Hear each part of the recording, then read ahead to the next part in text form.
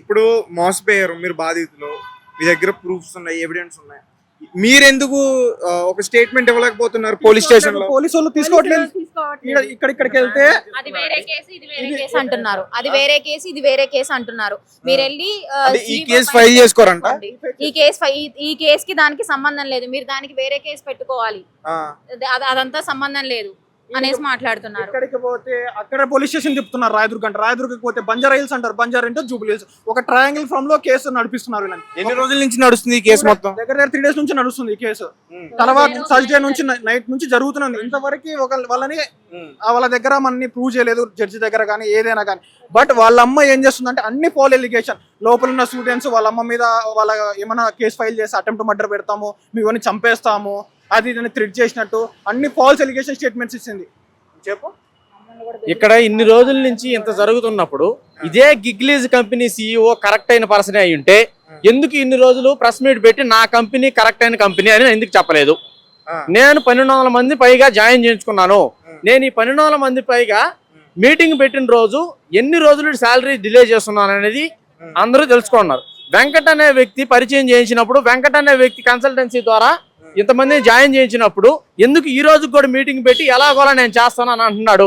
CEO వాళ్ళతోనే ఎందుకు చెప్తున్నాడు? ఇదే కంపెనీ CEO అది కరెక్ట్ అయిన కంపెనీ కానీ అయితే ఈ రోజు ప్రెస్ మీట్ దగ్గరకు వచ్చి నా కంపెనీ కరెక్ట్ అయిందేను అని ఎందుకు చెప్పలేకున్నాడు? కిడ్నాప్ చేసిన విషయం కూడా బయటకు చెప్పట్లా. ఒకటి ఇక్కడ కిడ్నాప్ చేసిన విషయం కూడా ఏ ఒక్కరికి తెలియదు. స్టూడెంట్స్ ని మభ్య పెడుతున్నాడు. మా సార్ లోపల ఉన్నాడు, మా కోసం అగైనెస్ట్ గా ఫైట్ చేశాడని ప్రతి ఎవిడెన్స్ మా సార్ దగ్గర ఉందని చెప్పి ఈ ఎవిడెన్స్ ఇది కానీ బయట పెట్టాడంటే మనం డబ్బులు కట్టాల్సి వస్తుంది అని చెప్పి అతన్ని లోపలేస్తున్నారు. ఇక్కడ మేము మాట్లాడే విషయం ఏంటంటే మా సార్ని బయటికి తీసుకొచ్చి వాళ్ళని గిగ్లీజ్ కంపెనీ ఓనర్ ఎవరైతే CEO ఉన్నారో అతన్ని తీసుకొచ్చి విచారించండి. ఆయన చేసింది కరెక్టే గానీ అయితే, మా సార్ వాళ్ళు మా తరఫున పోరాటం తప్పే గానీ అయితే మీరు డెసిషన్ ఏది తీసుకున్నా ఓకేను. ఎందుకు రావడం లేదు? గిగ్లీజ్ కంపెనీ CEO ఎందుకు బయటకు వచ్చి మాట్లాడట్లేదు?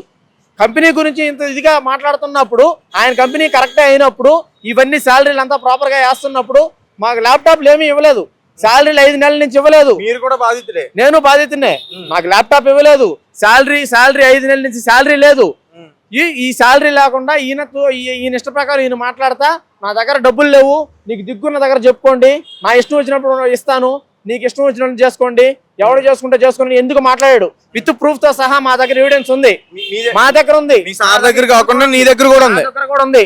తీసుకోవట్లేదు, పోలీసులు తీసుకోవడం లేదు. నిన్నటి తీసుకోలేదు. నిన్న రాయదుర్గ దగ్గర మా సార్ బయటకు వస్తే మా సార్ దగ్గర ఎవిడెన్స్ ఉంది. మా సార్ని దొంగ కేసులు పెట్టి ఇరికించున్నాడు. నిన్ను కిడ్నాప్ చేసే పనే కానీ అయ్యుంటే నువ్వు కిడ్నాప్ చేస్తుంటే నువ్వు మాతో మీటింగ్లు ఎట్ట పెడతావు? 2 రోజులు మీటింగ్ పెట్టున్నారు. మీటింగ్లు పెట్టి నాకు ఎలా జరుగుతుంది, నేను మీకు శాలరీ వేస్తాను, నేను చూసుకుంటాను అంటున్నావు. ఇన్ని రోజుల నుంచి ఈ ఫైట్ జరుగుతున్నప్పుడు మీరు కిడ్నాప్ చేసిన రోజు మీటింగ్ జరుగుతుంది వీళ్ళు పెట్టినప్పుడు.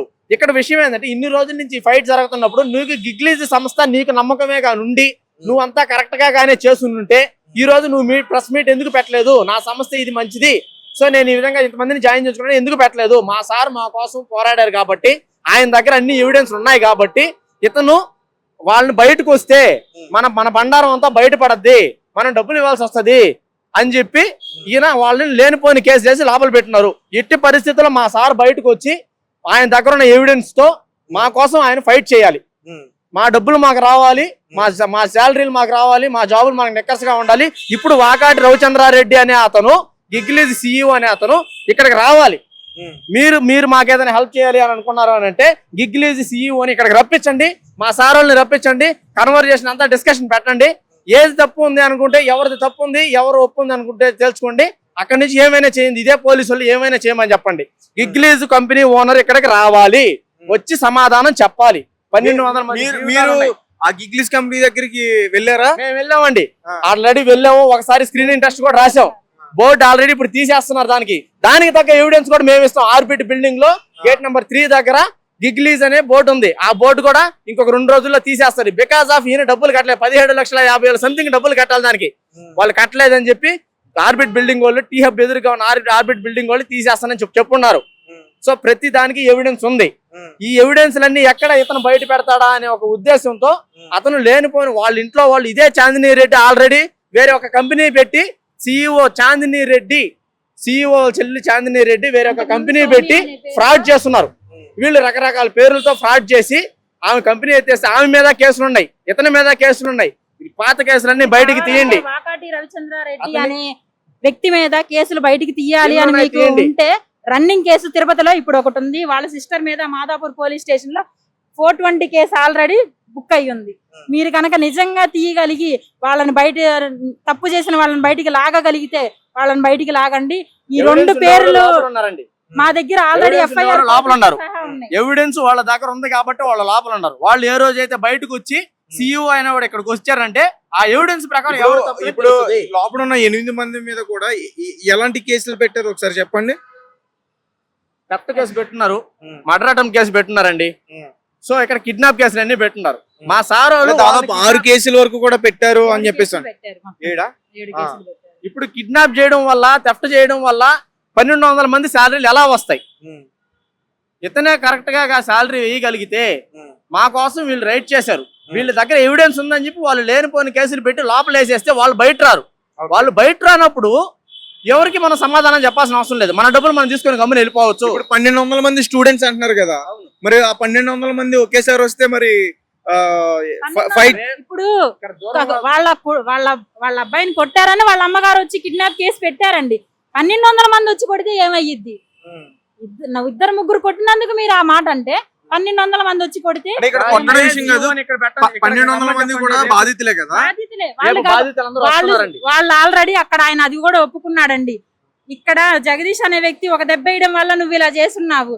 అదే 1200 మంది వచ్చి నిన్న ఒకవేళ ఏదైనా చేసి ఉంటే ఏమయ్యేదని చెప్పి పోలీసులు స్టేట్మెంట్ తీసుకుంటే అందుకు జగదీషే నాకు అడ్డుగా ఉన్నాడు, జగదీషే నాకు ప్రొటెక్షన్ ఇచ్చాడు, జగదీష్ నన్ను కిడ్నాప్ చేయలేదని చెప్పి ఆయన ఎక్కడైతే దొరుకున్నాడో వీళ్ళందరూ ఎక్కడైతే ఉన్నారో వాళ్ళందరూ ముందు సమక్షంలో అడిగారు. పోలీసులు కూడా అక్కడ మాట్లాడి అడిగున్నారు. జగదీష్ ఎదురుగానే ఉన్నాడు. ఈ వ్యక్తి అక్కడ ఎదురుగానే బాధింపబడుతున్న వ్యక్తి అక్కడ ఎదురుగానే ఉన్నాడు. ఆ వాకాటి రవిచంద్రారెడ్డి CEO అనే వ్యక్తి కూడా అక్కడ ఎదురుగానే ఉన్నాడు. కాబట్టి వాళ్ళిద్దరిని అడిగి కాన్వర్సేషన్ చేసి పోలీసులు ఒక స్టేట్మెంట్ తీసుకున్నారు. ఆ స్టేట్మెంట్ ని మాత్రం బయటికి రానివ్వకుండా వాళ్ళ అమ్మగారు ఇచ్చిన ఫాల్స్ ఎలిగేషన్ కేసెస్ అన్ని పెట్టేసి ఇప్పుడు వాళ్ళని లోపల పెట్టి అన్యాయంగా కావాలని ఇలా చేస్తున్నారు. వాకాటి రవిచంద్రారెడ్డి అనే పర్సన్ అతను ఇక్కడికి వచ్చి మాట్లాడడం వల్ల 1200 మంది జాబ్ ఎంప్లాయీస్ జీవితాలు అతని చేతిలో ఉన్నాయండి. అతను వచ్చి ఇక్కడ మాట్లాడి ఏం జరిగింది ఏందనేది చెప్తే ఈ 1200 మంది జీవితాలు బాగుపడతాయి. 1200 మంది దాదాపు ఒక్కొక్కరు కూడా 2 లక్షలు 3 లక్షలు యావరేజ్ మీద 1.8 నుంచి 2 లక్షల వరకు పే చేస్తున్నారు. డైరెక్ట్ జిగ్లీస్ అకౌంట్ కి కొట్టిన అమౌంట్లు చాలా ఉన్నాయి. విత్ ఎవిడెన్స్ ఉన్నాయండి మన దగ్గర. విత్ ఎవిడెన్స్ ఉన్నాయి. డిబేట్ పెట్టమని చెప్పండి, అతను వచ్చి ఇక్కడ మాట్లాడమని చెప్పండి. విత్ ఎవిడెన్స్ తో సహా మా సార్ వాళ్ళని సబ్మిట్ చేస్తారు. మా సార్ వాళ్ళ దగ్గర ఎవిడెన్స్ ఉన్నాయి కాబట్టి అతను దొరకతాడని లేనిపోని కేసులు వేసి లోపలేస్తున్నారు. మాకు ఎవిడెన్స్ కావాలి. మా సార్ వాళ్ళు బయటకు వస్తే ఎవిడెన్స్ వస్తాయి. ఇప్పుడు 1200 మంది స్టూడెంట్స్ ఎప్పుడు వస్తున్నారు? రేపు వస్తున్నారు సార్, అందరూ రేపు వస్తున్నారు. అండ్ వన్ మోర్ థింగ్ ఇక్కడ ఏంటంటే ఇప్పుడు ఇదే CEO అనేవాడు ఎక్కడికైనా వెళ్ళిపోవచ్చాము. మీరు వేసే స్క్రోలింగ్ వల్ల అతను ఎక్కడికి పోకూడదు, ఇక్కడే ఉండమని చెప్పండి. సంజాయిషి చెప్పేసి పొమ్మని చెప్పండి. అతను కరెక్ట్ అయిన పర్సన్ అయితే ఎందుకు పోవాలి? సో అతను మాకు ఇక్కడికి వచ్చి హాజరు అవ్వాల్సిందేను. మా సార్ వాళ్ళు మాట్లాడాల్సిందే, మాకు సమాధానం చెప్పాల్సిందే. మా దగ్గర ఎవ్రీ ప్రూఫ్ ఉంది. మీకు కావాలంటే మేము ఇప్పిస్తాం. ఎవ్రీ ప్రూఫ్ ఉంది. ఇదిగోండి, ప్రతిదీ మాకు రిలీజ్ అయిన ఆఫర్ లెటర్స్ కానీ, మాకు ఆయన పెట్టిన మీటింగ్లు కానీ ఇక్కడ చూడండి ఎన్ని వచ్చున్నాయి అనేది. సో ప్రతిదీ మా దగ్గర ప్రూఫ్లు ఉన్నాయి. మా దగ్గర ప్రూఫ్లు లేకుండా మేము మాట్లాడేదేం కాదండి.